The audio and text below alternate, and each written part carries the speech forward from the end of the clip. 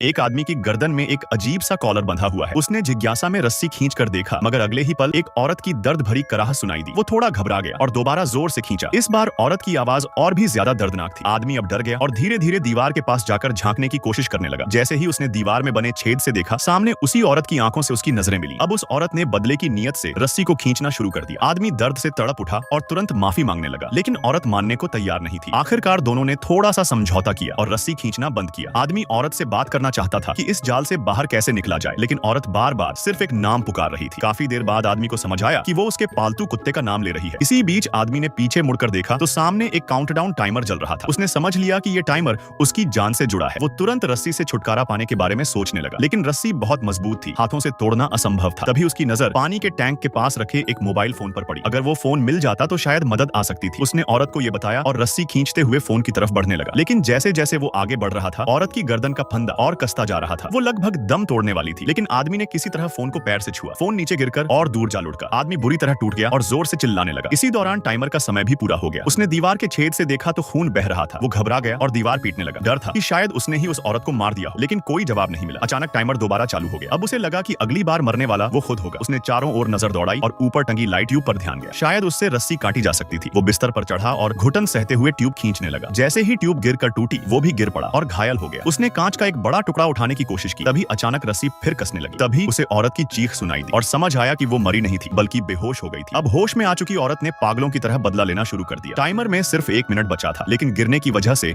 आदमी बेहद कमजोर हो चुका था। अचानक दीवार से खून और तेजी से बहने लगा। शायद औरत फिसलकर गिरी थी। इससे आदमी को सांस लेने का थोड़ा मौका मिला। अब उसे यकीन हो गया कि वो औरत सच में उसे मारना चाहती है, इसलिए उसने भी बिना रहम किए रस्सी पूरी ताकत से खींची। कुछ ही देर में औरत की गर्दन टूट गई और रस्सी ढीली पड़ गई। आदमी ने तुरंत कांच उठाकर पागलों की तरह रस्सी काट डाली और आखिरकार आजाद हो गया।